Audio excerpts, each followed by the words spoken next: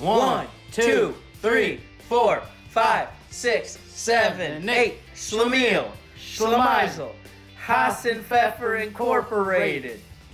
What's real good, ladies and gentlemen? You're back with another episode of Off the Tap. I'm Skinny Jeans. I'm Tad the Tank. We're the Kissing Cousins. How's it going? Good. You're not going to reply back. Yeah, I was waiting for you guys. So, this week, we have a brewery that's kind of been one of the first craft breweries that I've ever, experienced, or a tour that I've ever gone on. So, this is kind of cool for me to do a review on. It's close to us. It's close to us. I've not made it there yet. I've done some around that area, but I've never been to this one. Oh my god. By far one of the best brewery tours I've ever been on. It's hilarious. It's not long at all. And they give you free beer on the tour. So you can't go wrong with that. But this week it is Lakefront Brewery from Milwaukee, Wisconsin. So I know we're doing a lot of hometown stuff, but it's easy. And we haven't really done a lager yet, so this was a no-brainer. It's brand new. They just released it within the last, I would say, month, at least. Yeah, I think so. Before we get too carried away, you kind of want to go about what our intro was about, why we came in with the song from Laverne and Shirley. Absolutely. So Penny Marshall recently passed away. She played Laverne in the hit sitcom Laverne and Shirley. Now the correlation with Lakefront Brewery and Laverne and Shirley is pretty cool. So, as everyone who's watched the show knows, the brewery in the show was Schatz Brewing. That actually was Schlitz Brewing Company in real life. They were just filming at Schlitz Brewing Company. When Schlitz stopped brewing beer, they sold off all of their equipment. And Lakefront Brewery bought the bottling line. So if you take the tour today, which I've been on the tour, they still do it, they will play the song, and if it's on a weekend when no one's working and they're not brewing beer, they will run a bottle, and they pick one or two people out of the crowd, and you can put a glove on while the rest of the crowd sings the song. That's sweet. So it's I pretty definitely cool. got to go hit this thing up. It has a lot of history to it. Absolutely. And I'm kind of a big history buff. I love anything that deals with the past, and I can bring it to the future, or the present day. Right. I wish I could bring it to the future. Well, exactly. A little more history about this place is, and the number has been skewed over the years. I'm not sure if they got in trouble for telling how much they actually bought the building that they're currently in now for. But it's an old coal building, which was for like a light company and an old railroad, that's where they kept the coal. Which just a storage place. They tell you all about it in the brewery tour. I swear to God, if anybody gets a chance to check this place out, just freaking do it, because it's phenomenal. They have great beer, and like I said, the tour is a lot of fun. It's not just like going through a tour and they just give you the basic ass facts about it. They make you laugh the entire time. That's good, because that's what that show, it kind of brings it back to the whole Laverne and Shirley. It was a comedy. Right, exactly. So if they want to make you laugh, it brings that history into it. Mm-hmm, absolutely. And it's cool that they still implement that with how they do things today. Kind of like everyone knows the Milwaukee Brewers, all right? So they actually have Bernie Brewer's old, chalet. So in County Stadium, just like they do in Miller Park now, it's just a lot cooler and more updated. He goes down the slide whenever someone hits a home run. So back at County Stadium, they had the same thing. Well, his chalet was this big old thing that he just stood in right before he would go down the slide. And they actually have that in their, they used to have it in their brewery, and then it's moved around a few times. But I believe that right now, as you enter in to take the tour, you can kind of step up and overlook the brewery from there. It'd be sweet if that's how you entered the brewery. That would slide. Yeah. They Cool. They wanted it to actually be used, but the county kind of said, nah, that's too much of a liability. So, Right. But this place, and forgive me if I read verbatim off of our script, because this place has a lot of really cool things going on. They are so forward thinking when it comes to being green and doing certain things, and they've actually, you could say that they've kind of started certain trends. So I'm basically just going to read this off my script because it's going to be a hell of a lot easier, and it's pretty fascinating, so bear with me. All right. They were the second brewery in this country to brew a pumpkin beer. And that's huge because there's so many like basic people during that time of year that Yeah, right. you wouldn't think this would be one of the first places to do it. Like you'd think a big company would start it, Right. and then another big company, and then eventually kind of trickle down to these smaller guys. Yeah. So in 1996, they became the first certified brewery in the nation as far as being organic. No one had ever brewed an organic beer before. They had tested the waters. They have done that. They still brew organic beers to this day. They have a couple on tap at all times.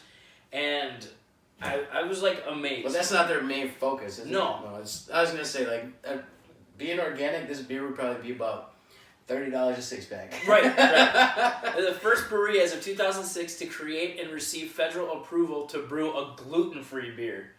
Which a lot of beers are starting to do this now. That's a huge thing right now. Gluten everything. Right. Like it's like, well, I can't have gluten. You even know what gluten is? Well, yeah. It's like I don't want to call it a fad because it's not. No, it's not. Because a lot of people actually it's just something that developed because people are becoming more medically knowledgeable and and people have celiac disease, so they can't consume anything with gluten in it. So this is awesome. So now even people that can't consume gluten can get drunk.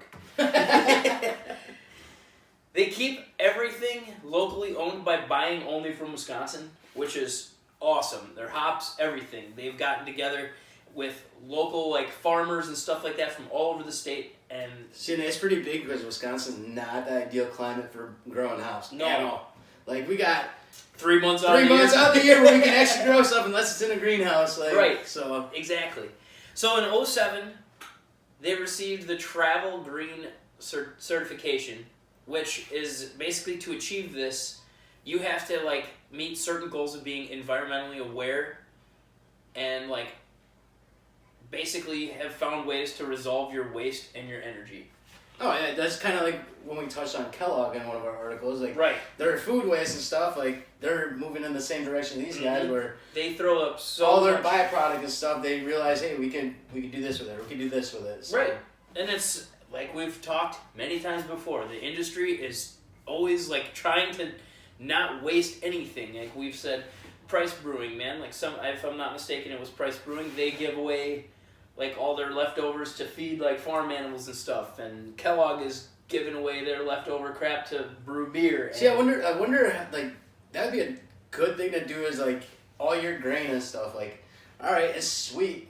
But it's not fermented, so there's no alcohol in it. You can still use it to feed animals. Right. Or do something like along that lines. Mm-hmm. So it'd be sweet if I saw a lot more places doing this. Yeah. And I'm sure they're going to start hopping on this, like, oh, well, we can just repurpose it. Like, Well, right. These farmers are helping us by giving us all of our crop. Well, let's help them back. Right, exactly. So it's pretty interesting to know all this stuff about a local company that's kind of paving the way for craft beer. Yeah, absolutely. I've been to this brewery plenty of times, and I mean, they have a patio on the deck. It's right on the Milwaukee River. It's pretty cool. I mean, it's kind of cool. The last time I was down there, they have row club, row team, whatever. Yeah, row team. Like, they have like competitions and stuff, and all the universities from all over the place.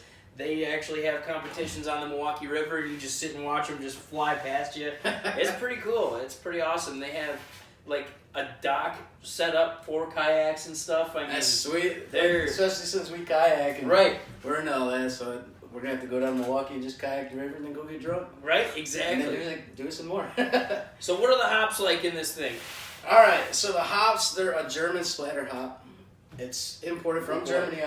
Seems like a very problematic name. Yeah.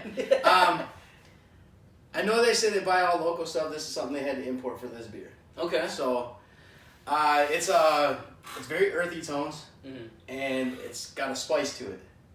So it said there's like a cedar woody taste to it. All right. So I'm interested to see what it tastes like. This description that we have for it is light body, it's very crisp. So, and it's a light color. It's a Very color. very light golden. Actually, it's even lighter in the golden color that I would have imagined for being a lager.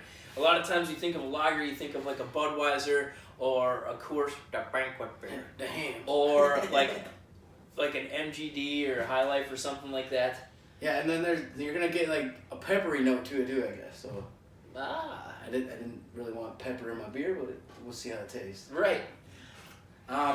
It's a 4.8 alcohol. I didn't have anything on the bitterness. Normally lagers, they're not too bitter. No. But they can range to a very low bitterness to actually kind of high. I didn't know this. Like a high bitterness. So there's a wide variety of Depending lagers. on the hops that goes into Yeah, it. it's all dependent on how it's brewed, what hops are in it, and all that stuff. So Okay. there's a wide variety in it, and I think we get into our review. Yeah. So we do appearance, smell, taste, and mouthfeel. It's basically the 4 that we do, and then we do an overall judging of this beer. All right, so description of a lager is going to be a crisp, clean tasting with a smooth finish. Okay. And it, like I said, it could be hoppy, it could be not be. It depends on how the brewer wanted it.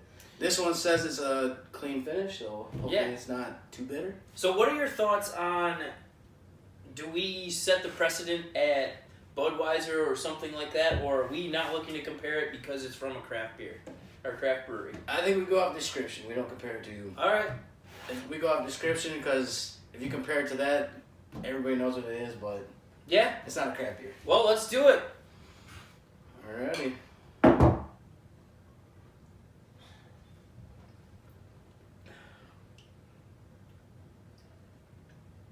Yeah. Wow. That's smooth. And it's supposed to have a high carbonation, which if you look at this, we poured this before the show and there's still bubbles going up. So it's definitely carbonated. That Pretty high. But it's clean. Very clean up front, nothing on the back end. That was, I'm just gonna say it. That was really good. Yeah, it's a smooth beer. It's drink. This is something you could drink all day long. Yes. It's definitely along your lines of a regular beer. Like So a the Budweiser or appearance, I'm gonna have to give it maybe a 6.1 because it's not as rich and golden as I would have expected it to be. It's supposed to be a little bit lighter. Well, it's definitely light, but it looks like it's more of a flat tone than anything. Yeah. And I expect it to be more bright and vibrant. Yeah. I'm gonna give it 6.5 just for the same reason. Basically, it's not as golden and bright as I would have liked to see it as a lager. Taste. Well, the smell first. Oh yeah. The smell, I would give it probably an 8.4 because it smells like most lagers that I've drank in the past. See, and like I got a lager fermenting right now. Mhm. And like the tone you get, a lot of times when it's fermenting and stuff, from what I looked up online, because I'm like, man, it smells like crap. But it has like an egg smell to it. Okay. And you kind of get a hint of like all this, like in it. So it reminds me of any Budweiser, Bud Light, anything we've ever had for like Any the traditional full body lagers, lager, yeah. light lager, absolutely. That's why Like- it smells just like Smells just like you'd expect it to be. a high school party the next day. I mean, I don't smell the pepperiness, so that's obviously in the taste though. Yeah. It's not the aroma. The aroma, it's pretty earthy, I would imagine. Like I guess, Mm-hmm. like I get an How earthy scent. How to it. about mouthfeel? Mouthfeel? I get all the carbonation in it. Yes, I was gonna It's say like that. drinking a soda. Yeah. like that's what I get out of it. So It doesn't try to even think about quenching your thirst at all. I thought this was really good. The taste, as far as the mouthfeel, taste is just smooth. It's smooth all the way down. that's what you get with these beers, with lagers, with light lagers, is the carbonation. I'm sure everybody's drank a Bud Light, a Coors Light, a Miller Light, something along the lines of that.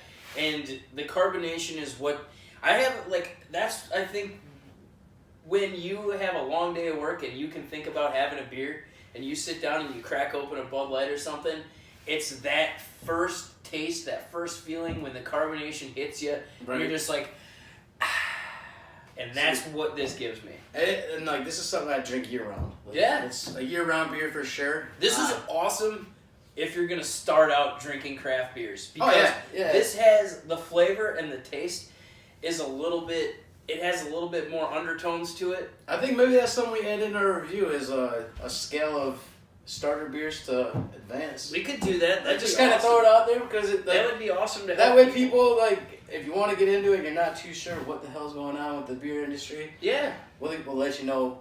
Should you start with this one or should you not? So. All right. For the taste, I'm giving this an 8.6. Seriously, I know that's a high grade for me, but as far as lagers go, this was incredible. I think this is better than any other domestic lager that I've had. I'm gonna do a solid 8. Full flavor. I mean, I'm impressed because, dude, we drink craft beer all day long, all the time. And now we found something that we can drink all year. Yeah. And like the other day I was drinking, I had like 5 when I was almost done. Dude, but how many times do you drink craft beer and then someone hands you a Coors Light and you're like, man, this tastes like crap? Oh yeah. This is incredible. Just like the other day when I was drinking craft beer and then I switched to hams. Yeah. I'm like, oh, what is this? This is something that you could mix in a couple porter stouts and then or an IPA and then someone throws you this and you won't skip a beat because it's not like a traditional lager. It's definitely... It's still got a little bit heavier than the traditional rice lagers is what they are. A lot of them brew with rice. So this is probably corn. All right, well... I think overall, I'm going to give it a solid 7.9. 7.9, I gave it an 8.6, so... Alrighty, that's it. Alrighty, we're the Kissing Cousins. Cheers.